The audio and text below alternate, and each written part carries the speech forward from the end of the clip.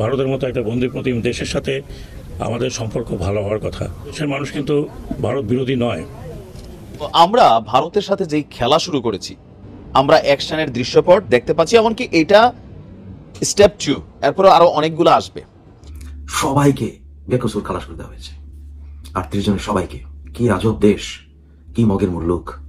কোথায় এসে বললাম, এতদিন এই রায় ঝুলেছিল, এখন ম্যাজিকের মধ্যে সব রায় এসে গেল। অন্য সকল রায়ের মতো এগুলো সব ম্যাজিক হচ্ছে, সব সন্ত্রাসীরা বেরিয়ে যাচ্ছে, সন্ত্রাসের স্বর্গরাজ্য। জয় বাংলা, জয় বাংলা, জয় বঙ্গবন্ধু, জয় Bangabandhu, action action, direct action. চিনিটা নামাতে হবে, কানে নামাতে হবে, কিন্তু ডক্টরের জোতার বাড়ি করে এখন নামাতে হবে।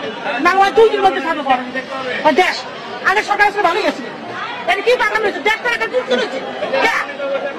সাধারণ মানুষ মানি দেবে ওই 100 বছর শিখেছিলেন, এই যে 15 বছর যা জানাতেছে 2 মাস আগে টাকা বেঁচে দিতেছে। বাংলাদেশে জাতিসংঘের শান্তিরক্ষা বাহিনীর সদস্য পাঠাতে আহ্বান জানিয়েছেন ভারতের পশ্চিমবঙ্গের মুখ্যমন্ত্রী মমতা বন্দ্যোপাধ্যায়। এজন্য দেশটির প্রধানমন্ত্রী নরেন্দ্র মোদীর ব্যক্তিগত হস্তক্ষেপ চেয়েছেন তিনি। ভারতের মতো একটা বন্ধুপ্রতিম দেশের সাথে আমাদের সম্পর্ক ভালো হওয়ার কথা। আমরা সমুদ্রে বলি, নদীতে বলি, সব কিছুতে আমরা শেয়ার করছি, এবং এদেশের মানুষ কিন্তু ভারত বিরোধী নয়। তাই আমরা আশা করি যে আমাদের সাথে যতটুকু মিসআন্ডারস্ট্যান্ডিং আছে এটা দূর হবে। কে ক্ষমতা থাকলো না থাকলো ওটা বড় কথা নয়। আমরা সবসময় ভারতের সাথে বন্ধুত্ব রক্ষা করার জন্য তৈরি, but it has to be 1 to 1। আমি খুব ব্যক্তিগতভাবে মনে করি বাংলাদেশের চাইতে অসাম্প্রদায়িক দেশ এই সাবকন্টিনেন্টে উপমহাদেশে নেই। এটা যে 4000 মাইল দূরে বসে বা 5000 মাইল দূরে বসে চিন্তা করছেন, বা কেউ কেউ কাছাকাছি এসে চিন্তা করছেন, এটা করবেন, এটা আমাদের ঐতিহ্যে নেই। আজকে না, এই ভূখণ্ড, এই অঞ্চল তো আজকের না, বহু হাজার বছর। এখানে এই ধরনের কোনো চিন্তাভাবনা কখনো ছিল না। একটা সম্প্রদায় ইস্কন তারা নিজেরাই কিন্তু বলেছে যে তারা তাদের সাথে যে যাকে নিয়ে এত হইচই তার কোনো সম্পর্ক নেই, তারা নিজেরাই বলেছে যে এই ধরনের ঘটনার সাথে আমরা জড়িত নই। কাজে এর থেকে বড় কিছু তার হতে পারে না। এমনকি অন্যান্য যারা আমাদের মাইনরিটি ভাইরা আছেন তারাও কিন্তু বলেছে যে আমরা এই ধরনের ঘটনার সাথে জড়িত নই, আমরা এই ঘটনাকে সাপোর্ট করি না। কাজে এইটা ব্যাপার। কিন্তু আমি যদি মনে করি আমরা সবাই বাংলাদেশি, আমি সেই পরিচয় মনে করি। ধর্ম বিষয়টি সেপারেট, বাট আমরা বাংলাদেশি, এটাই আমাদের পরিচয়, সেটা যে ধর্মেরই হোক। এখন কেউ কেউ এই ধর্মটাকে ব্যবহার করছে, সেটা শুধু ইস্কন কেন, শুধু মেজরিটি ধর্ম যারা তাদেরও ব্যবহার করা হচ্ছে। তো এটা আমি মনে করি না যে খুব শুভ দেশের জন্য, এবং যারা যারা এর সাথে জড়িত তারা এখন টের পেয়েছেন যে তাদের পিছনে কেউ নেই। আশা করি যে এটা খুব বড় কিছু বিষয় নয়, এবং এই বিষয়ে অলরেডি একটা মিটমাট হয়েছে বলে আমি মনে করি। ইনশাআল্লাহ আগামীতে এই ধরনের যেন কোনো কিছু না হয় সেটা আমরা দেখব। কিন্তু আপনারা তো বাইরের প্রপাগান্ডা শুনছেন, ওটা করতেই থাকবে। ওটা যাদের ইন্টারেস্ট আছে, ভেস্টেড ইন্টারেস্ট আমরা বলি, তারা তো কত রকম কথা বলবে। তারা হয়তো আমাকেও একটা রং দিয়ে দিতে পারবে, আপনাকেও একটা রং দিতে পারবে। তো সেটা নিয়ে যদি আমরা ঘাবড়ায় থেকে পিছনে দৌড়াতে থাকি তাহলে তো আমরা আগাতে পারবো না। কিছু লোক এটা করছে। হ্যাঁ, 2-1টি জায়গা আছে যেখানে মালিক পক্ষ, বিশেষ করে গার্মেন্ট সেক্টরের কথা বলছি, যেখানে সবচেয়ে বেশি সমস্যা। 2-1টি বড় বড় গার্মেন্ট ফ্যাক্টরিজ বা সমষ্টিক ফ্যাক্টরি আছে, সেখানে যেহেতু মালিক নেই সেই কারণে কিছু অসুবিধা হচ্ছে। কিন্তু ইতিমধ্যেই অনেক জায়গায় সরকার চেষ্টা করছে, এবং সরকারি কোষাগার থেকে টাকা দিয়ে যারা শ্রমিক আছেন তাদেরকে বেতন দিয়েছে। এবং আমরা ব্যবস্থা নিচ্ছি, এই ব্যবস্থায় হয়তো বিশেষ করে যেগুলো বড় কয়েকটি আছে যেখানে যারা মালিক নেই, সমস্যা নেই, এবং সমগ্র ঋণ তারা নিয়েছে ব্যাংক থেকে, প্রচুর ঋণ নিয়েছে ব্যাংক থেকে, যেই ব্যাংক থেকে ঋণ নেওয়ার পরে একটি পয়সা শোধ দেওয়া হয়নি, সেই ধরনের ফ্যাক্টরিকে কী করা হবে সেটা নিয়ে একটা আলোচনা হয়েছে। আশা করি শিগগিরই হয়তো আগামী সপ্তাহের মধ্যে আপনারা জানতে পারবেন সরকার কী ধরনের ব্যবস্থা, কী ধরনের পদক্ষেপ নিচ্ছে। একই সাথে আমরা আশা করি যে আইন প্রয়োগকারী সংস্থা আরও প্রোঅ্যাক্টিভ হবেন বা হচ্ছেন। আমরা মনে করি যে এনাফ ইজ এনাফ। পার্টিকুলারলি যারা দুষ্কৃতিকারী, যারা দুষ্কৃতি করবে তাদের বিরুদ্ধে অ্যাকশনে যাওয়া হবে। একটা গভর্নমেন্টে আপনারা জানেন সেখানে মালিককে মারা হয়েছে, কাউকে কেউ মারার অধিকার রাখে না। শ্রমিকরা যারা তারা আন্দোলন করতে পারে, যদি বৈধ আন্দোলন হয়, দাবি করতে পারে যদি দাবি হয়, কিন্তু মারার কেউ ওই স্বাধীনতা নেই। এরপর তাদের মধ্যে কয়েকজনকে অ্যারেস্ট করা হয়েছে। আমি আশা করি তাদের বিরুদ্ধে স্ট্রং অ্যাকশন নেওয়া হবে, কারণ এরাই কতিপয় লোক এই সেক্টরটাকে নষ্ট করার চেষ্টা করছে। আপনারা জানেন যে আমাদের garment industry the main stay বাংলাদেশের ফরেন কারেন্সি আর্নিং এ পর্যন্ত। তো কাজেই আমরা কোনোভাবেই আমরা এবং যারা বিনিয়োগ করেছেন তারা কোনোভাবেই এই ইন্ডাস্ট্রিটাকে নষ্ট করতে দেবে না বলে আমি মনে করি এবং আশা করি। আপনি একদম নিশ্চিন্ত থাকেন, আগামী 1 সপ্তাহে ভারতের বেশ কয়েকটি অঙ্গরাজ্য, ভারতের বড় বড় ব্যবসায়ী, ডিলার, এক্সপোর্টার, ইম্পোর্টার, ইভেন যারা বাংলাদেশের সাথে বিভিন্ন ধরনের ব্যবসা বাণিজ্যে জড়িত আছেন, এই 1 সপ্তাহ হচ্ছে তাদের ব্যবসায়িক সুনাম কামানোর সময়। ভাই কিভাবে? যে কোনো দেশে যখন একটা জাতীয় ইস্যু থাকে, ন্যাশনাল ইস্যু, তো প্রত্যেকটা বড় বড় কোম্পানিগুলা তারা করে কি সেই ইস্যুতে কানেক্টেড হয়। এবার ওইখানে তাদের সাময়িক ক্ষতি হলেও তারা ওইটাতে কানেক্টেড হয়। কেন? দেশের বৃহত্তর গোষ্ঠী তাদেরকে কানেক্টেড না হলে ভিলেন ভাবে। আবার এই সুযোগে সাময়িক ক্ষতি হলেও পরবর্তী সময় তারা কিন্তু বিভিন্ন ধরনের অ্যাডভান্টেজ পায়।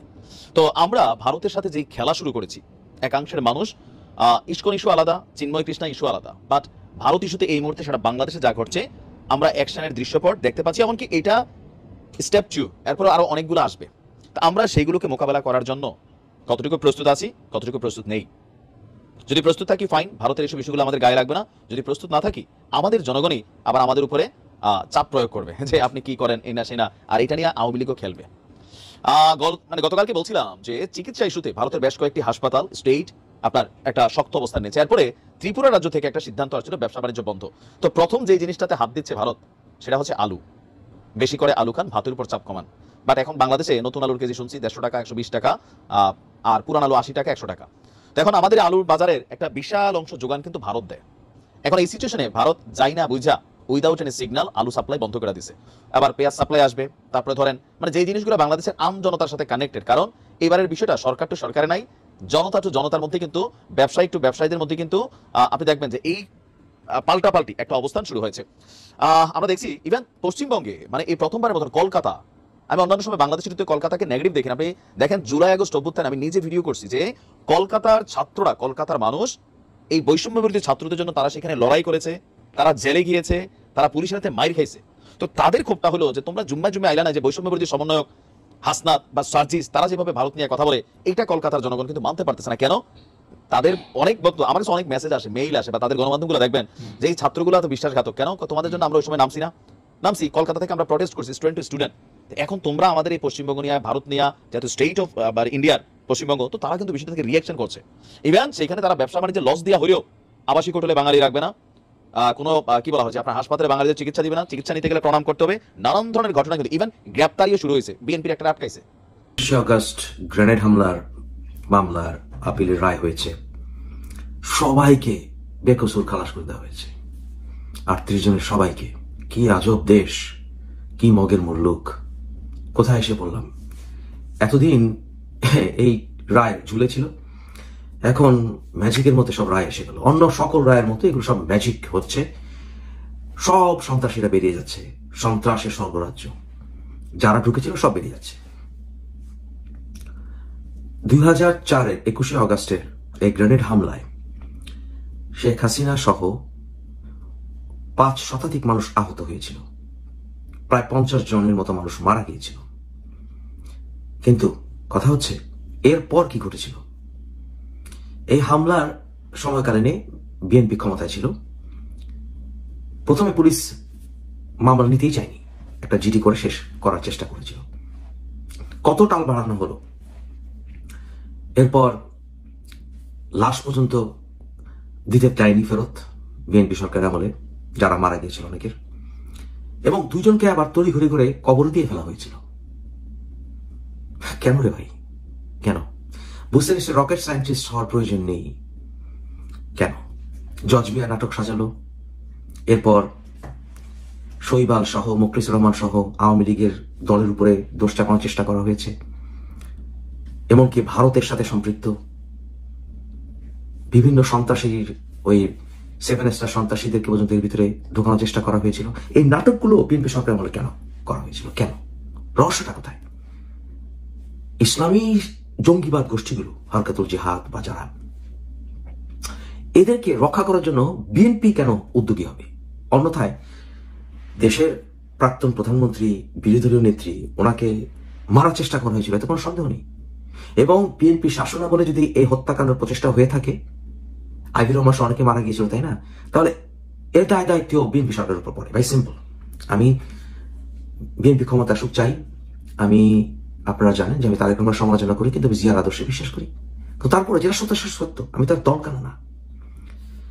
শেখ হাসিনা এবং অন্যান্যদেরকে হত্যাকাণ্ডের যে প্রক্রিয়া, সেটার সুষ্ঠু বিচার একেবারে ডাইরেক্টলি বাধাগ্রস্ত করা হচ্ছিল, ডাইরেক্টলি।